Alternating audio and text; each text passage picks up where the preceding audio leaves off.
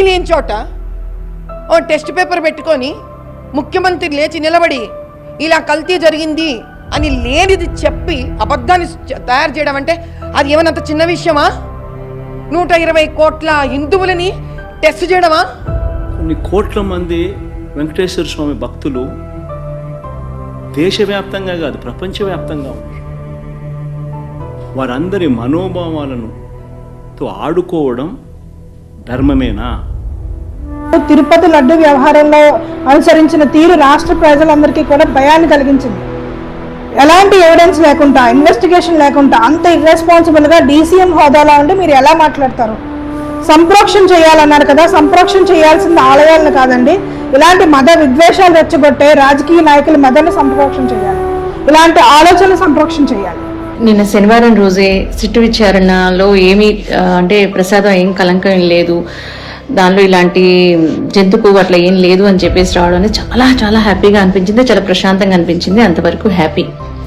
కానీ ఒక బాధ్యతాయుతమైన పదవిలో ఉండి ఇంతమందిని రిప్రజెంట్ చేసి ఒక సీఎం పొజిషన్లో ఉండి నువ్వు ఈ రోజున ఈ మీ కుళ్ళు రాజకీయాల కోసమో లేకపోతే ఇంకొక దానికోసమో ఎలాంటి ఆధారాలు లేకుండానే ముందే ఒక దేవదేవుడి మీద లేకపోతే కనుక ఒక ప్రసాదం మీద ఇక్కడ మాత్రమే కాదండి, దేశ విదేశాల నుంచి కూడాను మనకి ఆ దేవస్థానానికి ఉన్న వైభవం అలాంటిది. అలాంటి ఒక దేవుడి మీద చెప్పడానికి కొంచెం కూడా భయపడలేదు. అది తీసి పక్కన పెట్టేసేస్తే పవన్ కళ్యాణ్ గారు, ఈయనకి ఎంత ఫ్యాన్ బేస్ ఉండింది. వీళ్ళు రెచ్చగొట్టినట్టు గబగబా మెట్లు కడిగేసేసి కింద నుంచి పైకి కడిగేసుకొని ఇదంతా రెచ్చగొట్టి వ్యాఖ్యలు కాబట్టి మీరు బాధ్యతమైన పదవిలో ఉన్నారు. దాని మీద విచారణ చేసి ఏదైనా జరిగితే అలా చెప్పడం అనేది ఒక పద్ధతి. మీరేమైనా అపోజిషన్లో ఉన్నారా? కాదు కదా, మీరే ఉన్నారు అధికారంలో.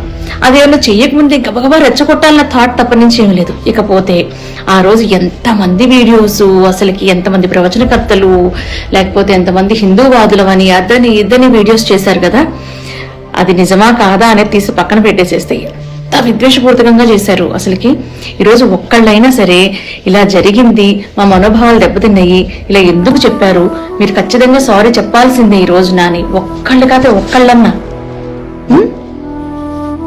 ఇది నిజంగా భక్తినా? మన హిందూ సోదరుల మనోభావాలను దెబ్బతీసిన మిస్టర్ పవన్ కళ్యాణ్ ఇప్పుడు ముందుకొచ్చి క్షమాపణ చెప్తాడా? ఒక అబద్ధాన్ని గట్టిగా అరిచి మైకులు వేసుకుని చెప్పేస్తే అది నిజం అయిపోదండి. అలా నాకు కూడా ఈరోజు తెలిసింది. ఎందుకంటే సిబిఐ వాళ్ళు తిరుమల లడ్డీలో ఎలాంటి కల్తీ జరగలేదని తేల్చేసినారు. ఎన్ని సర్కస్లు చేసినారండి. మీరంటే మాకు ఒక రెస్పెక్ట్ ఉందండి, ఎందుకంటే మీ సినిమాలో మీ యాక్టింగ్ అంటే మాకు చాలా ఇష్టం. కర్మ ఎక్కడికి పోదు, కలికాలమైన ఆ వెంకటేశ్వర స్వామితో ఆడుకున్నారు. ఖచ్చితంగా